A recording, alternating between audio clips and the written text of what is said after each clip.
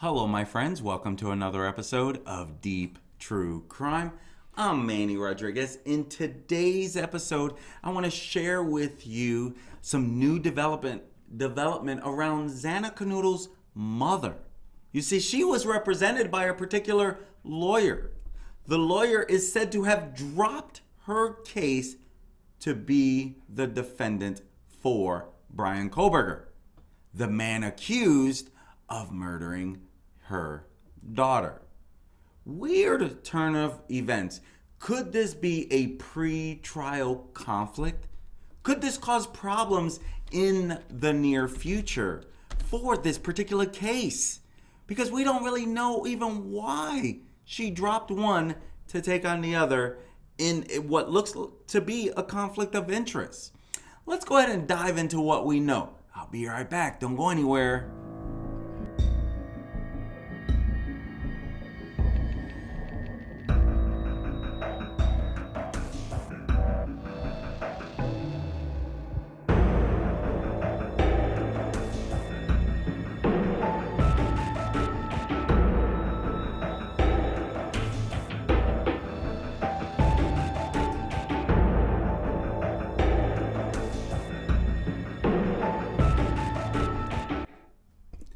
Xana Kernodle's mom, she has been in and out of jail, fighting the court system. She has her own personal problems. And truth is, she needs an attorney to represent her. Well, she had an attorney who was representing her. And so the mother of one of the 4 students who was murdered in Idaho has revealed that she was abandoned by her lawyer, who is now representing her daughter's accused killer. You see, Cara Northington's, her daughter, Xana Kernodle, she also goes by Cara Kernodle.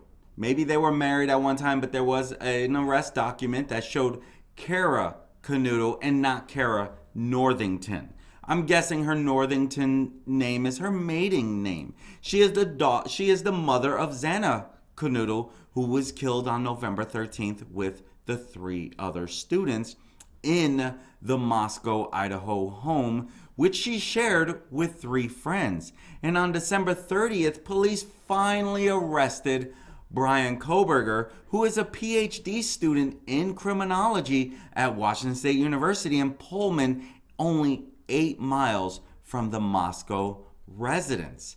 And so Northington, she was speaking up.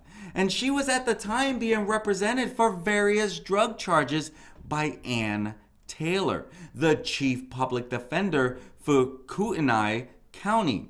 And on January 5th, the day that Kohberger appeared before a judge in Idaho, Taylor officially dropped Northington. And here's the kicker: without even telling her, in order to represent Brian Kohberger, the 28-year-old who is accused of doing the most heinous to Cara's daughter. Now, Northington, she spoke to News Nation host Ashley Banfield, and this is part of the picture that you're seeing. And she said, "I am heartbroken by this revelation," because she did not know that this was coming. And so she speaks to Ashley Banfield, and she says, "Because I trusted her. She pretended that she was wanting to help me. And to find out that she's representing him, I can't even convey how betrayed I feel."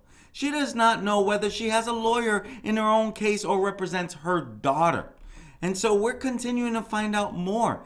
And she spoke on this. And if you remember, I even shared Ann Taylor coming out of the home where they did this was after it was announced that she was the lawyer for Brian Kohberger. And she was in the Moscow murder house where she was doing some reconstruction of this incident. And Cara Northington, she said that she felt that she had been abandoned by the prosecutors, and furthermore, she's furious that police might have identified Kohberger as a suspect but had not told them, which would also allow her other daughter, Xana Kernodle, to continue her studies at Washington State University alongside Kohberger. The fact that they knew and allowed Jasmine to attend WSU, she says, I'm just beside myself. She said she was adamant about still going to school, but I think if she had known Xana's killer was there, it would have been different. Northington, who has a long battled addiction, said she only found out that Taylor was representing her daughter's accused killer when a friend saw it on social media and told her. That's when she found out about that. And so she was blown away that this could actually happen. And so Ann Taylor, again, who is pictured here, she even has power of attorney over her affairs amid her addictions. And Northington now does not know who controls her legal issues. I had already signed that so she could help me, she said. I don't understand how she could do this. I don't know what goes on now. Does she still have power of attorney?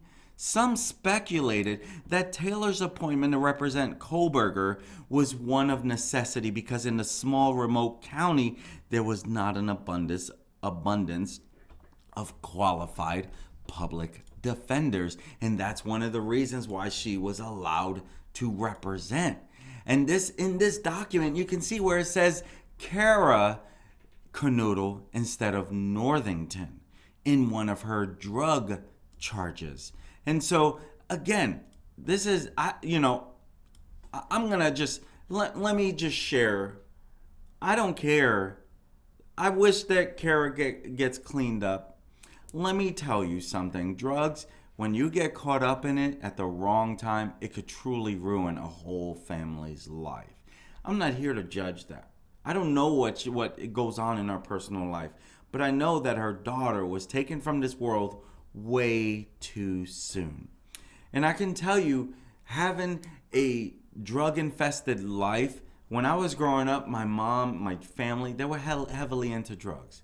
My mom would later die of AIDS. So watching Cara in the car where she looks like she might be living and you see her stuff in there, it's heartbreaking. It almost reminisces on some of what I had to grow up as a child, right? Because when you get caught up in these drugs, it takes your life. I could specifically remember my mother saying she was on a mission. She couldn't control that mission. And this was in New York City, Coney Island, during the worst times. And so let me tell you, as a child, it was hard. And my way to get away from it, was to go to college way away from New York City. And so that's what I did. That reminds me of Xana, who, although her mom was in this drug-infested lifestyle, she was doing the best she can in her life. She was also the girlfriend of Ethan Chapin, whose life was taken that night as well. And so I'm not here to judge Cara. I hope that this story and her fight for justice for her daughter, I hope that she gets a lot of help. I hope that this changes things in her life. I don't know if it will. I'm telling you, when you get caught in some of these hardcore drugs, it can ruin your life, and it's hard to get away from that. But I'm telling you, Xana, she looked like she was trying to put all that childhood stuff behind her and have a life of her own. She had a great relationship. We don't know much on their personal life, right? We don't really know. What we do know is that Xana did not deserve to have this done to her. She does not deserve this. She did not. And so we don't really know on a personal level, but I'm not here to judge Cara, even though I do hope that she finds some justice in this, and I hope that it becomes a changing turn in her life. I hope that Ashley Banfield does something to offer any assistance, right? And so we only want to know, like, hey, let's get some justice for Xana. But let me ask you, Ann Taylor dropping Xana's mom, Cara, does that create a conflict of interest in this case? I mean, because truth is, that is a question a lot of us happen, right? I don't know, right? So we're just going to continue to find out more about this case. But Ann Taylor, she is only one of just 13 public defenders in Idaho who is approved by the state's Public Defense Commission to lead a capital punishment case. Which also brings me to believe that Ann Taylor was one of the few that could cover this case. So someone else can handle the drug charges is my guess. But at this time, according to Cara, she doesn't know what's going on. But Ann, she's also the only one in all of North Idaho who can do this. Prosecutors, they have yet to indicate whether they will seek the death penalty in Kohberger's case. Now, Dave Aronberg, the state attorney for Palm Beach County in Florida, said that Northington's situation was heartbreaking. He added, it's victimizing her again. Now, Mark Garagos, a criminal defense lawyer based in Los Angeles, he told Banfield that Taylor would have some problems cross-examining Northington if, as expected, she is called as a witness in her daughter's murder trial, which absolutely makes sense, right? And so he said that Taylor could bring on another lawyer for that specific part of the trial, but added that her previous representation of Northington would give Kohberger, if convicted, ample grounds for appeal. He predicted a hearing would soon be called before the next scheduled session in June to resolve the issue. Aronberg added, you should never have a situation like this. It's up to the court to make this appeal, to make this right. I think they will in the end, and no one wants this to be overturned unappealed. And so something might come about during the case, right? When Northington has to go on as a witness is my guess in this. Northington, she said that no one from the prosecutor's office had contacted her and that the only people ringing her were the media. It was unclear why a liaison officer from the victim and witness coordinator team had not got in touch. She said she had not spoken to any of the relatives of the other 3 victims, although she would not be opposed to it. And nor had she spoken to the 2 other roommates who were in the house at the time of the murders. That is Bethany Funk and Dylan Mortensen. And so she's saying she hasn't even spoken to them in this matter. Northington said that she had not heard any mention of Kohberger before his arrest. I can't imagine she had any connection with him. That's what she's saying about Xana. He's quite a bit older than her or any of her friends. I don't know if they knew him. She said it was possible that her daughter came across him at the vegan pizza restaurant Mad Greek where she worked. Now, Kohberger was reported to have eaten at the restaurant shortly before the murders, but the owner has denied ever seeing him. No one has been able to corroborate that story. The only person that spoke about that was an ex-employee. So that truly has not been substantiated at all in this case. And so Ann Taylor continues to represent them, or should I say Kohberger. And so in the weeks after the murder of her daughter, Northington was active on Facebook groups dedicated to trying to find the killer. She now knows to her horror that Kohberger was a member of the group. And she told Banfield that was shocking. Absolutely shocking. I had no idea he was trolling the groups like that. That was shocking to me. Now, let it be known, she is referring to, Papa Rogers. She's referring to Papa Rogers. Let it be known, it has not been 100% confirmed that Papa Rogers was Brian Kohberger. So it has not been confirmed. It's a lot of hearsay, but it does look like it could have been him. It just hasn't been confirmed yet. And so looking at a lot of his posts and realizing that a lot of them almost seem strange in a way that, oh, wait a second, this does add up to some of the facts around this case. When the person, Papa Rogers, was putting out his theory, come to find out that this theory actually matches some of what went on in this crime. But again, it has not been 100% substantiated that it was him.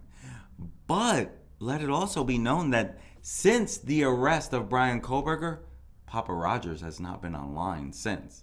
Which also adds to, boy, that could very well be him, right? And so we don't really know outside of that. But Mom, she is upset that this happened. And she said that the discovery of Brian Kohberger possibly being under Papa Rogers this discovery was creepy, very creepy. I think it shows what a sick-minded person we are dealing with. That's what she said. Someone who can do this has to be very sick in the head. It's a game to him. That's what I feel like. It's a game he's playing. This is not a game. It's real life, and it makes me sick. And so you can even see where some attorneys, they're defending they're even saying like, hey, Ann Taylor, she had to do this. She had to represent him. There's not many options. And that's interesting, because now you find that Ann Taylor, who is defending Kohberger, at one time was supposed to be defending the victim's mother. Again, small town, not out of the ordinary, I don't think anyway. Northington, she said that she was glad when he was arrested, adding, it's all been so much. I have a lot of feelings, bad feelings towards him, obviously. I don't know what to make of it all. I watch social media all the time, and I see he's trying to say he's innocent. It breaks my heart. There's no remorse there. He's trying to pin it on somebody else. Yeah, this is an unbelievable turn of events, right? And so I don't know what to even think in all of this. He's trying to pin it on someone else by saying he's not guilty. Yeah, he is. She said that on seeing him in court, she struggled to comprehend what had happened. I can't believe there is somebody like him out there who is capable of doing such a monstrous thing. That's what she said. There is no remorse, nothing. Asked what she would say to him if she could speak to him, Northington replied, I just want to know why. Why did he do this? Why did he take these kids? Why? What did they do to him? I can't imagine them doing anything that deserved for him to murder them. That is so true. None of us, outside of him trying to fulfill a fantasy, is the only thing that we could possibly think of. Here is Xana Kernodle and her boyfriend Ethan Chapin. They were boyfriend and girlfriend dating. We don't really know if he was just hanging out there to the early morning hours and then he was ready to leave. We don't know, because according to the fraternity, he had to be back by a certain time. And there's a lot to this story. Rest in peace, Ethan Chapin. Rest in peace, Xana Kernodle. And, it's so sad. Rest in peace, Kaylee Gonsalves. Rest in peace, Maddie Mogan. All kids taken from this world way too soon. And Mom, she added that she was struggling to cope, but says she believed she would get through it. She said, I have my friends around me and I watch a lot of Xana's TikTok videos, and that helps, she said. Managing as much as you can, She said her daughter, a marketing student, was tough. She was strong. She was funny, she said. She could make you smile no matter what. She just had a quirkiness about her. Not a lot of people possess that talent to light up a room as she did. You can see from her TikToks how carefree she was and just funny. I don't think I will ever get over the grief of losing my child. But she would want us to remember the good things. Rest in peace to all these kids taken from this world way too soon. And now we wait to find out more, because these 4 young adults ready to start their life, Kaylee Gonsalves was only visiting. She was still on the lease. It was still her home. She still had a room there. She was visiting before she was leaving to Austin, where she found a place to work, a roommate to room with, and she had a new vehicle, and she was just coming back to show her new vehicle off, and now she's not here to show her vehicle off to anyone. Why did Brian allegedly do this? We truly don't know. And at the end of the day, we are just getting started on this whole thing. But could Ann Taylor, now representing Brian Kohberger, be a conflict of interest? It's definitely creating some pretrial conflict in this. Now we wait to find out more, my friends. If this is the type of content you like to follow, please consider hitting that subscribe button. That way you get notified whenever I upload any content. And if you did get some value out of this, I would appreciate it if you hit that like button and click that notification bell. That way you get notified whenever I go live. I'm Manny Rodriguez. My friends, thank you for joining me on another episode of Deep True Crime. Until next time, my friends, peace. Have a great day.